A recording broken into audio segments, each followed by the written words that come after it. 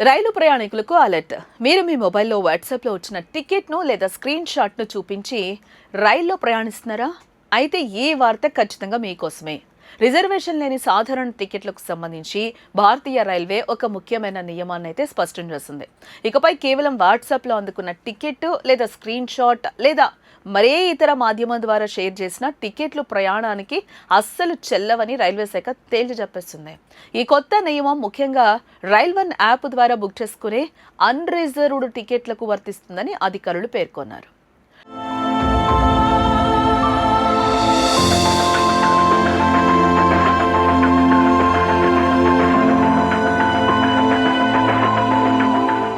రైల్1 app ద్వారా ticket book చేసుకున్న ప్రయాణికులు బుకింగ్ కోసం ఏ మొబైల్ ఫోన్ అయితే ఉపయోగించారో అదే ఒరిజినల్ ఫోన్ను ప్రయాణ సమయంలో తమ వెంట ఉంచుకోవాల్సి ఉంటుంది.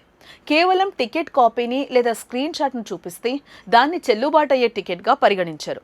అంతేకాదు, టికెట్ తనిఖీ చేసే సమయంలో ప్రయాణికులు తమ వెంట ఆధార్ కార్డ్, ఓటర్ ఐడి లేదా డ్రైవింగ్ లైసెన్స్ వంటి ఏదైనా ఒక ప్రభుత్వ గుర్తింపు కార్డును తప్పనిసరిగా చూపించాలి. అసలు రైల్వే శాఖ ఈ నిర్ణయం తీసుకోవడానికి గల ప్రధాన కారణాలను పరిశీలిస్తే తాజాగా జరిగిన ఓ సంఘటన. ఇటీవల కోర్బా నుంచి విశాఖపట్నం లింక్ ఎక్స్ప్రెస్లో ప్రయాణిస్తున్న మహిళ తన టికెట్ను వాట్సాప్లో వచ్చిన స్క్రీన్ షాట్ రూపంలో చూపించారు. అయితే ఆ టికెట్ రైల్1 యాప్ ద్వారా బుక్ చేసి పంపినట్టుగా తేలింది. అయితే రైలు బయలుదేరిన తర్వాత బుక్ చేసినట్టు, అలాగే ఆమె రిజిస్టర్ నెంబర్ లేకపోవడంతో అధికారులు జరిమానా విధించారు. ఈ రోజులో చాలా మంది ప్రయాణికులు ఒకరు బుక్ చేసిన టికెట్ స్క్రీన్ షాట్ను లేదా వాట్సాప్ ఫైల్ను కుటుంబ సభ్యులకు, స్నేహితులకు షేర్ చేస్తున్నారు. దీనివల్ల ఒకే టికెట్పై వేర్వేరు ఫోన్ల ద్వారా ఒకరి కంటే ఎక్కువ మంది ప్రయాణించే మోసాలకు ఆస్కారం ఉంటుంది.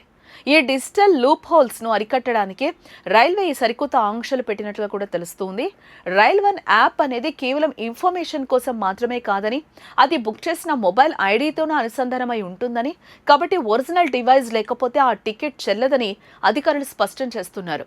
ఒకవేళ టికెట్ చెకింగ్ సమయంలో ప్రయాణికుడు తన రిజిస్టర్డ్ ఒరిజినల్ మొబైల్ ఫోన్ను చూపించడంలో విఫలమైనా లేదా వాట్సాప్ స్క్రీన్ షాట్లను సమర్పించినా వారిని టికెట్ లేని ప్రయాణికులుగా గుర్తిస్తారు.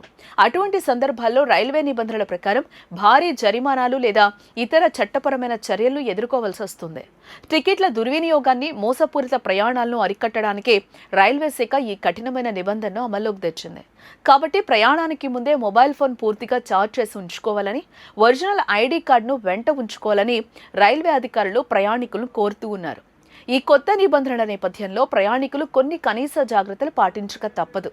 ముఖ్యంగా జర్నీ చేసే సమయంలో మొబైల్ స్విచ్ ఆఫ్ అయితే ఒరిజినల్ టికెట్ ఉన్నా కూడా జరిమానా కట్టాల్సి వస్తుంది.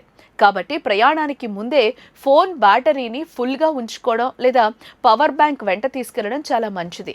అలాగే మీ వెంట ఉండే ఒరిజినల్ ఐడి కార్డులోని పేరు, యాప్లో బుక్ చేసిన పేరు మ్యాచ్ అవ్వడం కూడా అత్యంత కీలకం. ఏ మాత్రం నిర్లక్ష్యం వహించినా సాధారణ ప్రయాణం కాస్త జరిమానాలతో పెనుభారంగా మారే ప్రమాదం ఉంది. కాబట్టి రైల్వే రూల్స్ తెలుసుకుని ప్రయాణాన్ని చేయడం చాలా సురక్షితం.